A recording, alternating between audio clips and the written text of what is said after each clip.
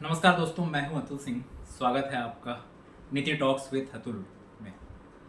दोस्तों, क्या आप जानते हैं कि भारत का 68% से ज़्यादा स्वास्थ्य सेवा प्राइवेट सेक्टर के हाथों में है। हॉस्पिटल, क्लिनिक्स, डायग्नोस्टिक लैब्स यानी हेल्थ केयर की असली डिलीवरी गवर्नमेंट से ज़्यादा प्राइवेट सिस्टम करता है। लेकिन एक गंभीर समस्या है, प्राइवेट हेल्थ केयर का डेटा सही तरह से कलेक्ट, रिकॉर्ड और एनालाइज ही नहीं किया जाता। नतीजा ये है कि पॉलिसी मेकर्स के पास सही पिक्चर नहीं होती, डिजीजेस का एक्चुअल बर्डन छुप जाता है और इमरजेंसी आने पर हेल्थ सिस्टम तैयार नहीं रहता। तो पहले भाग में हम बात करेंगे हेल्थ केयर में डेटा की अहमियत। डेटा ही है जो बताता है बीमारी कहाँ ज़्यादा फैल रही है, किस एज ग्रुप पर असर हो रहा है, कौन सी दवा या टेक्नोलॉजी काम कर रही है और किस जगह हेल्थ केयर इंफ्रा बढ़ाना चाहिए। अगर डेटा अधूरा या मिसिंग हो तो पॉलिसी ब्लाइंड हो जाती है। वैक्सीनेशन ड्राइव हो, टीबी कंट्रोल हो या कैंसर रजिस्ट्री, सबका प्लानिंग बिगड़ जाता है। प्राइवेट सेक्टर का डोमिनेंस इतना ज़्यादा है, लेकिन डेटा का गैप भी है।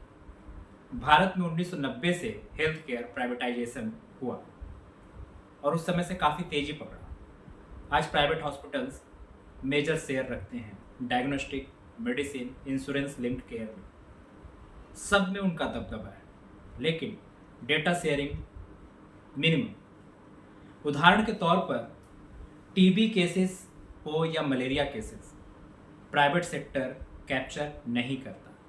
कैंसर रजिस्ट्री की अगर बात करें तो सिर्फ 13 स्टेट्स में रिलायबल है, बाकी missing. Hospital beds, staff strength, equipment availability, कोई यूनिफाइड डेटा नहीं है। मतलब डिजीज का रियल बर्डन पब्लिक रिपोर्ट से कम दिखता है, पॉलिसी गलत दिशा में चली जाती है। एग्जिस्टिंग रजिस्ट्री और उनकी लिमिटेशंस भी हैं जिसकी वजह से ये हो रहा है। जैसे हम नेशनल हेल्थ रिसोर्स रिपोजिटरी की बात करें, अगर NHRR, कंसेप्ट तो बहुत बड़ा है, लेकिन प्राइवेट हॉस्पिटल्स का पार्टिसिपेशन काफ़ी कम। इंश्योरेंस लिंक्ड फैसिलिटीज़ ही रजिस्टर करते हैं, जबकि भारत में बहुत सारे लोग ऐसे हैं जिनके पास इंश्योरेंस नहीं है।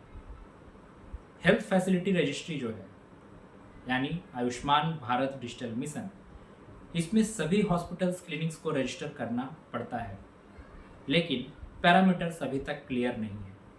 2018 में ओपन प्लेटफॉर्म अपडेट नहीं हुआ और तब से लेकर ये खामियां अभी तक चली आ रही हैं।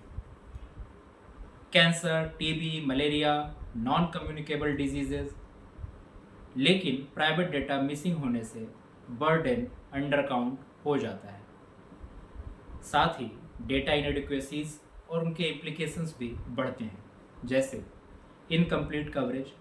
कई प्राइवेट फैसिलिटीज़ डेटा शेयर ही नहीं करती। साथ ही साथ नॉन यूनिफॉर्म स्टैंडर्ड्स, कहीं डिजीज डेटा है तो कहीं बेड कैपेसिटी और कहीं स्टाफ डिटेल्स। एक यूनिफाइड फॉर्मेट कहीं भी नहीं है और बहुत ही डिफ़िकल्टी से एक्सेस होता है ये डेटा पब्लिक डोमेन में रेयरली अवेलेबल होती है। रिसर्चर्स को पेड सोर्सेस, मार्केट एजेंसीज से लेना पड़ता है, और अगर डेटा अधूरा है तो गवर्नमेंट रॉन्ग फोरकास्ट करती है। डॉक्टर्स की शॉर्टेज, बेड रिक्वायरमेंट्स, सबका मिसकैलकुलेशन। तो इसका प्रभाव पब्लिक हेल्थ प्रिपेयर्डनेस पर पड़ता है। कोविड-19 जैसे पैंडेमिक में मिसिंग प्राइवेट डेटा ने एक बड़ा प्रॉब्लम क्रिएट किया। अब बात करते हैं रियल चैलेंजेस की, जो ज़मीनी लेवल पर है। रजिस्टर्स आउटडेटेड हैं, जैसे Bombay nursing home register properly updated ही नहीं है। डिफरेंट ऑब्जेक्टिव कोड्स हैं, जैसे registrar of companies ROC, same hospital अलग अलग कोड्स के साथ अपने आप को रजिस्टर करती है। और एक्सेस डिनायल, RTI भी डालो तो हॉस्पिटल बेसिक एडमिशन डेटा तक नहीं प्रोवाइड करते। इसका कारण privacy, fear of harassment. Multiple sources जहाँ से डेटा मिलता है, जैसे registrar of companies, state laws, national sample survey office, CMIE reports, लेकिन सब फ्रैगमेंटेड हैं और इनकंसिस्टेंट है। तो नतीजन एक रिसर्चर को डिजीज प्रिवेलेंस या बेड एवेबिलिटी समझने के लिए 10 सोर्सेस खंगालने पड़ते हैं। और वाइडर एविडेंस और पॉलिसी गैप। बिजनेस मीडिया अक्सर health care investments, mergers, takeovers की खबरें देती हैं, लेकिन actual data on services missing है। नेशनल हेल्थ अकाउंट्स गवर्नमेंट की स्पेंडिंग को डिटेल में दिखाता है, लेकिन प्राइवेट सेक्टर एक ब्लैक बॉक्स अभी भी बना हुआ है, यानी क्या चल रहा है किसी को पता नहीं चलता। नतीजन हम कंपेयर ही नहीं कर पाते कि पब्लिक वर्सेस प्राइवेट कंट्रीब्यूशन कितना है, इनपुट आउटपुट रेशियो क्या है, इफ़िशियंसी कैसी है, एम्प्लॉयमेंट इम्पैक्ट कहाँ पड़ रहा है, ये सब मिसिंग। और इन सब को अगर मिला दें, डॉक्टर्स की शॉर्टेज एस्टिमेट गलत निकलती है, बेड्स की रिक्वायरमेंट फोरकास्ट गलत निकलती है, डिजीज़ बर्डन अंडर एस्टिमेट होता है, इंश्योरेंस प्रीमियम्स सही से कैलकुलेट नहीं होते, इन्वेस्टमेंट प्लानिंग भी बिगड़ती है। इंडिया हेल्थ केयर इंडस्ट्री जो है वो $372 बिलियन तक पहुंच चुकी है, लेकिन रिलायबल रियल टाइम डेटा अभी भी एब्सेंट है। तो क्या करना चाहिए? इसका समाधान क्या है? एक universal registration of private facilities होनी चाहिए, जो सेंट्रली मॉनिटर्ड हो और कंपलसरी हो, मतलब ऑप्शन नहीं है। दूसरी, स्टैंडर्डाइज्ड रिपोर्टिंग होनी चाहिए, यानी same format for beds, staff, patients and equipment. तीसरी, इंटीग्रेशन विद ABDM यानी आयुष्मान भारत डिजिटल मिशन, जहाँ पे डिजिटल हेल्थ रिकॉर्ड्स रखे जाते हैं और यूनिफाइड रजिस्टर्स हो। चौथी, ट्रांसपेरेंसी एंड पब्लिक एक्सेस, यानी डेटा पब्लिक डोमेन में फ्री या नॉमिनल कॉस्ट पर अवेलेबल होनी चाहिए। पांचवी, use of technology, artificial intelligence और ब्लॉकचेन से फ्रॉड डिटेक्शन और रियल टाइम अपडेट्स होने चाहिए। छठवां, लीगल बैकिंग होनी चाहिए, मैंडेटरी रिपोर्टिंग ऑफ नोटिफिएबल डिजीजेज और सर्विस डेटा।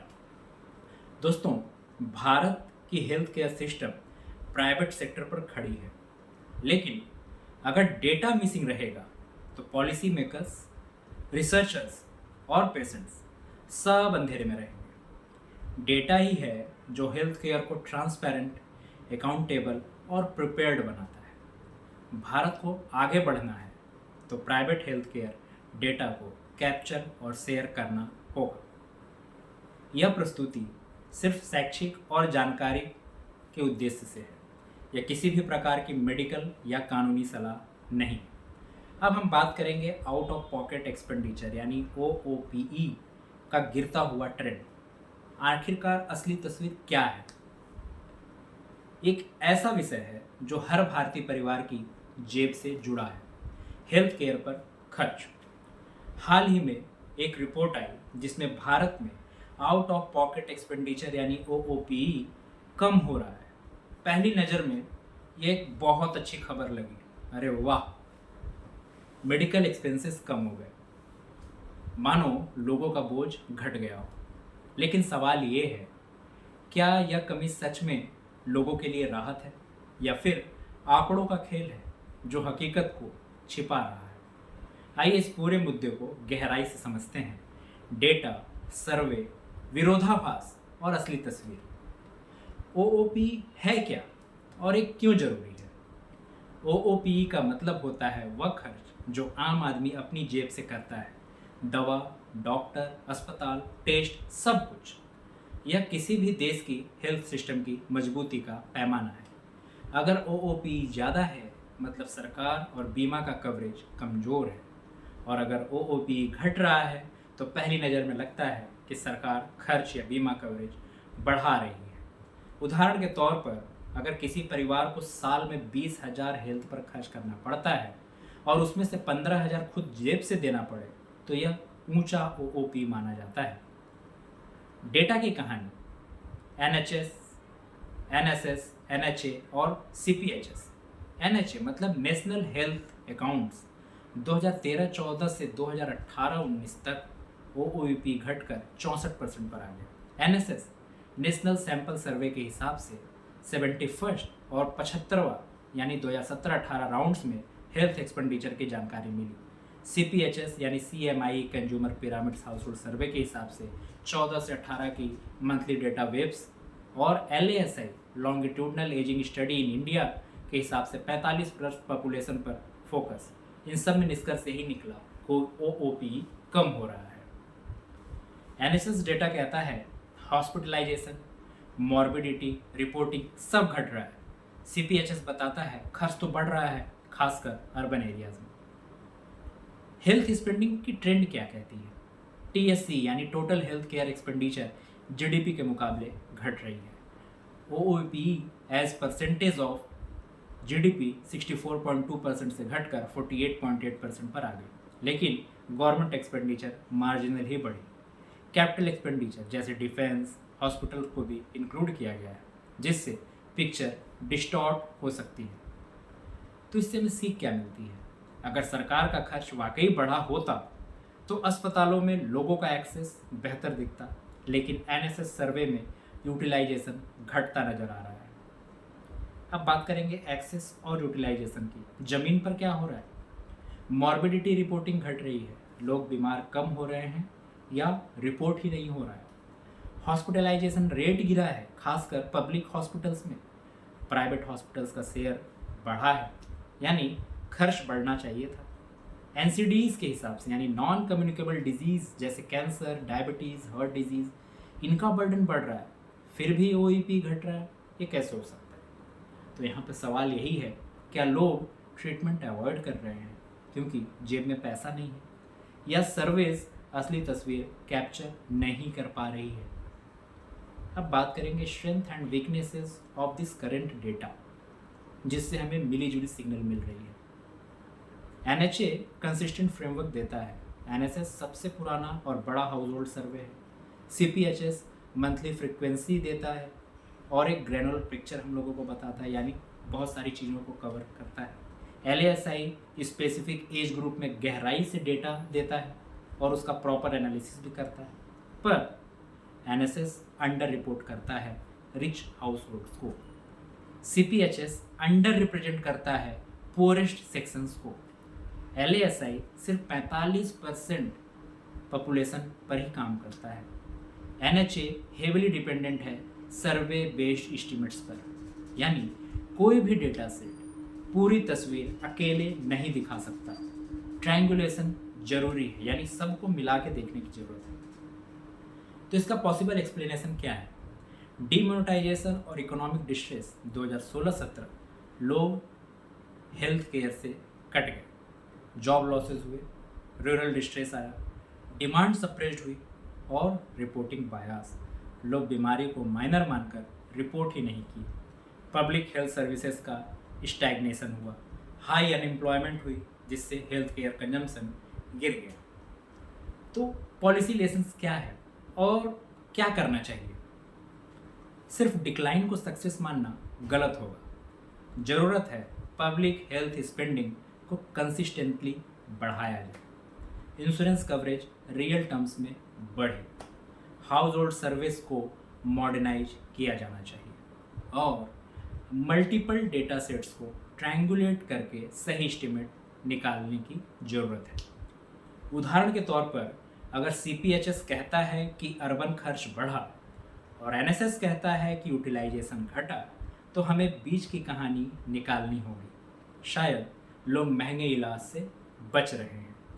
तो दोस्तों, OOPE का घटता हुआ आंकड़ा सुनने में तो अच्छा लगता है, लेकिन असली तस्वीर उतनी सरल नहीं है। डेटा सोर्सेज आपस में कॉन्ट्राडिक्ट करते रहते हैं, यूटिलाइजेशन गिर रहा है और बीमारियों का बोझ भी बढ़ रहा है।